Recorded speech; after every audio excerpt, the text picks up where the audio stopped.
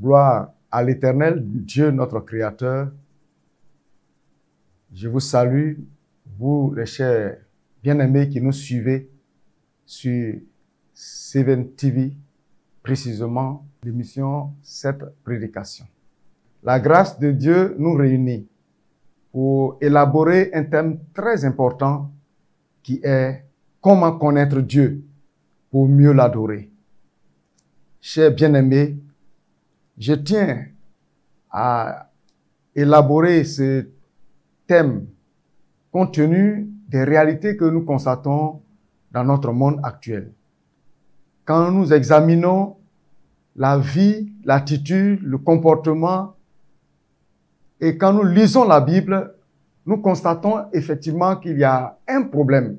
C'est-à-dire, l'homme ignore Dieu, son Créateur, au point que tout son souci est focalisé sur son bien-être terrestre, son bien-être humain.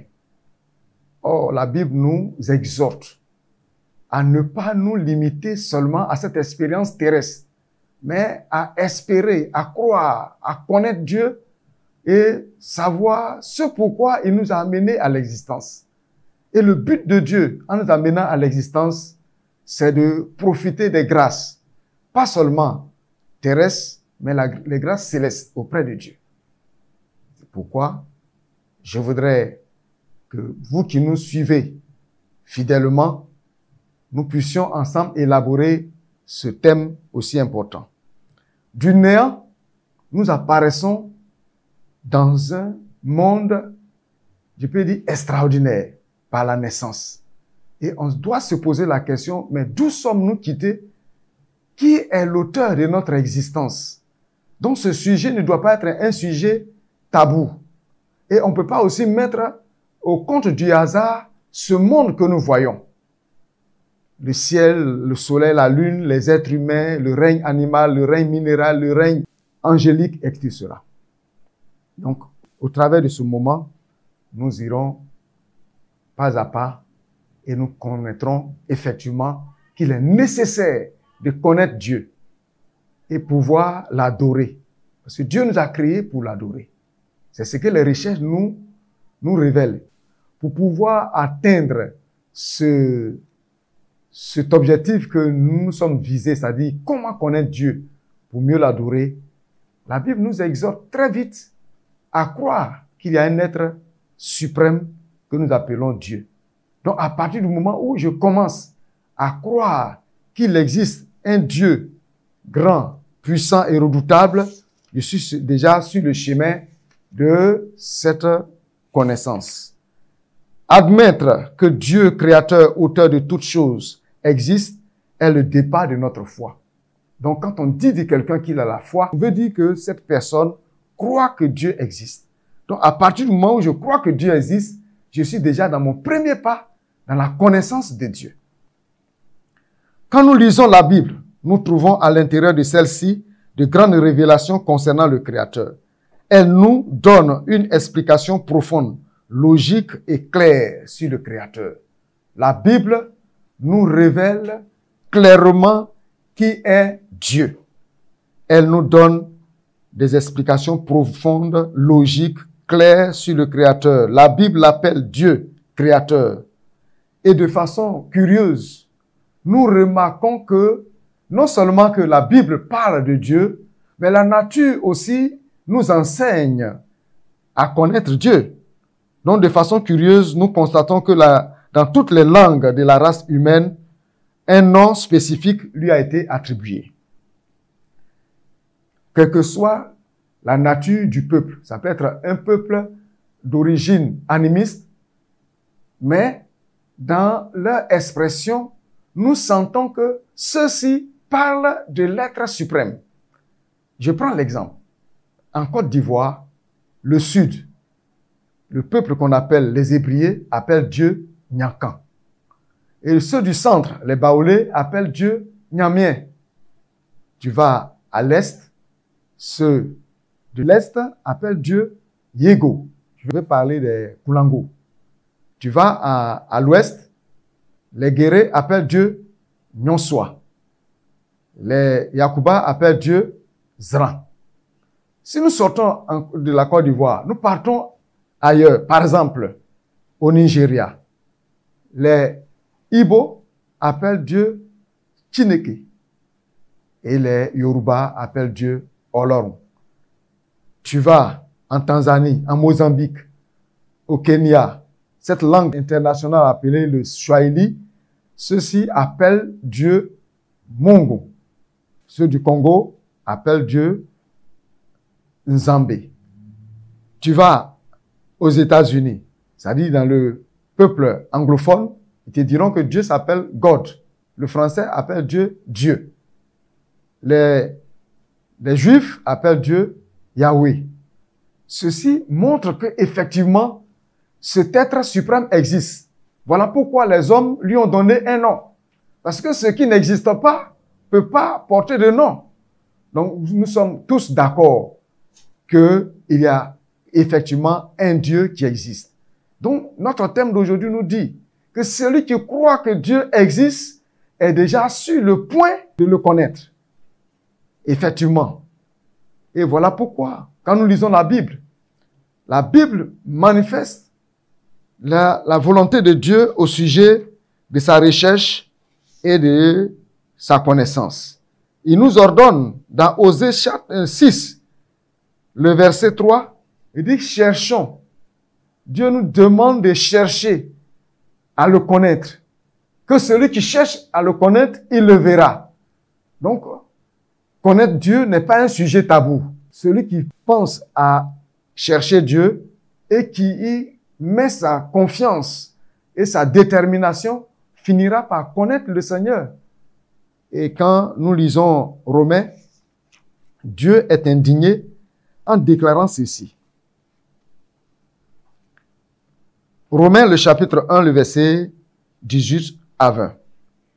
La colère de l'Éternel se révèle du ciel contre toute impiété et toute injustice des hommes qui retiennent injustement la vérité captive. Car ce qu'on peut connaître de Dieu est manifeste pour eux, Dieu le leur ayant fait connaître. En effet, les perfections invisibles de Dieu, la puissance éternelle et sa divinité se voient comme à l'œil depuis la création du monde quand on les considère dans ses ouvrages. Ils sont donc inexcusables. Voyez, ce passage de Romains, le chapitre 1, le verset 18 à 20, nous dit qu'en réalité, Dieu s'est révélé aux hommes. Il dit, quand on considère ses ouvrages, ce que par sa puissance il a créé, l'existence de l'être humain, de l'animal, et tout ce que nous voyons autour de nous, le paysage, pour Dieu, ces choses suffisent pour nous amener à le chercher. Pour dire, mais celui qui a créé ces choses-là, n'est-il pas vivant? Celui qui fait lever le soleil, qui fait briller la lune, le soleil et les étoiles, n'est-il pas vivant? Si oui, où pourrais-je le voir? Comment le découvrir? Dieu nous a mis en quelque sorte à passer, disons, à affronter cette idée. C'est-à-dire, c'est comme un test. Dieu nous soumet à un test. Afin que nous puissions, en cherchant Dieu, lui, dans son grand amour, puisse se révéler à nous.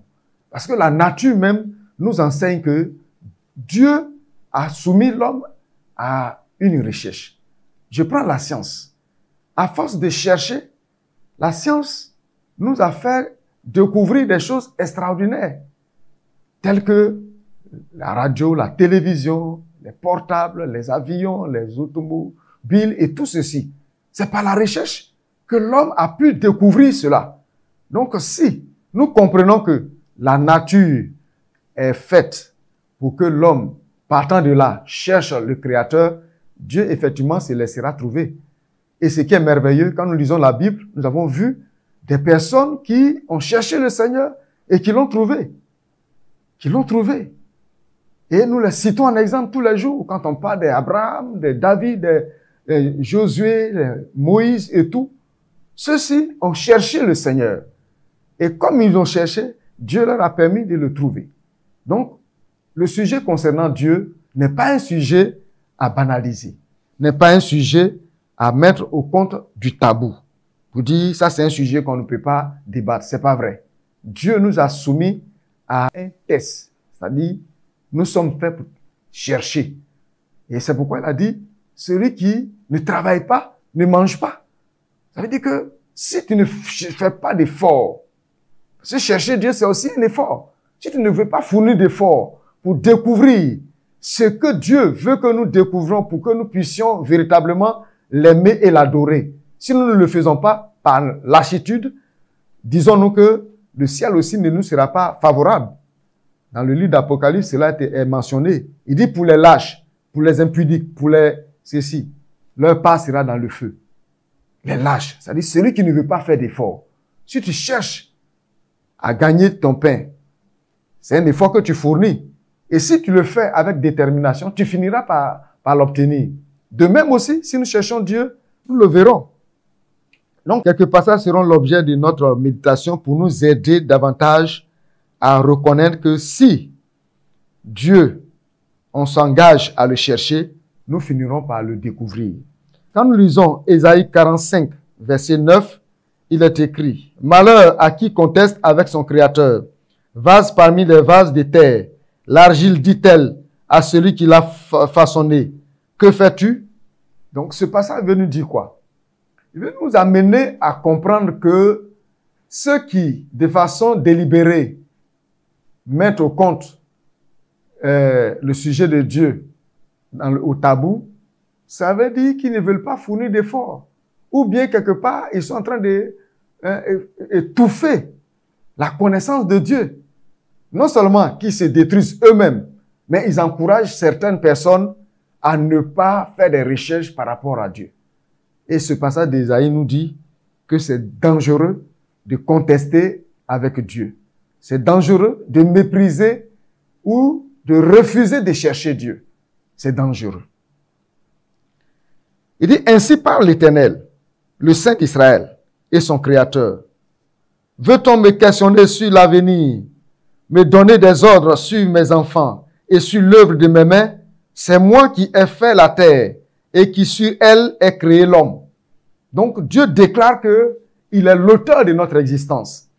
Si nous ignorons cela, mais faisons très attention, parce que nous ne sommes pas venus au monde par hasard. Le hasard ne peut rien produire de concret. Donc, avons-nous une fois réfléchi?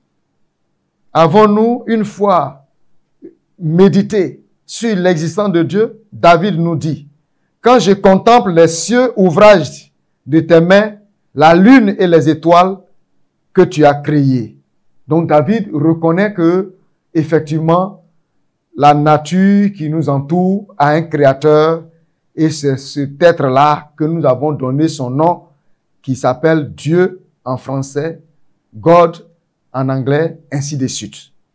Et le Seigneur l'Éternel a dit, tu as commencé à montrer à ton serviteur ta grandeur et ta main puissante, car quel Dieu y a-t-il au ciel et sur la terre qui puisse imiter tes œuvres et tes hauts faits.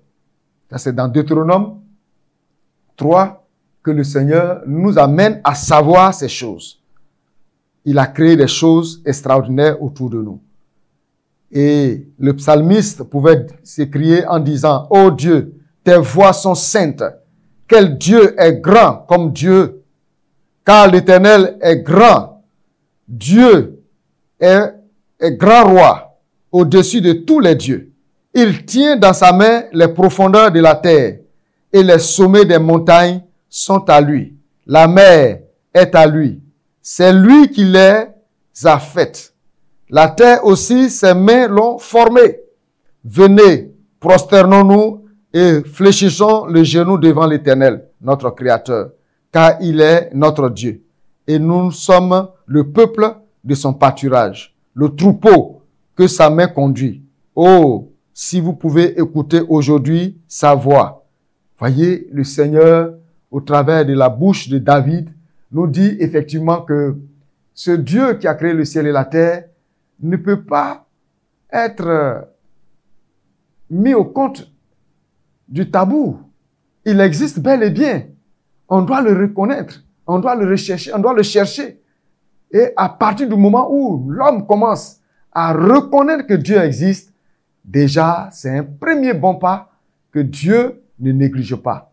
Donc, ça veut dire par là que si dans ta position, peut-être que tu n'es pas encore dans la maison de Dieu, mais dans ton cœur, tu reconnais que Dieu existe, tu es sur le chemin. Alors, fournis un peu d'effort et tu sauras que ce Dieu-là existe et il est capable de tout accomplir pour nous. En mettant notre foi en ce Dieu, nous finirons par découvrir qu'il est unique en son genre. Donc, en ce jour, je voudrais encourager mes frères bien-aimés qui êtes fidèles à cette émission de participer, de continuer, parce que nous avons beaucoup de choses à découvrir. Aujourd'hui, nous parlons de l'existence de Dieu, mais notre prochain thème nous parlera d'un autre aspect très important. Que Dieu nous aide à le découvrir, à reconnaître qu'il existe pour que nous ne soyons pas vraiment déphasés. Que Dieu nous bénisse.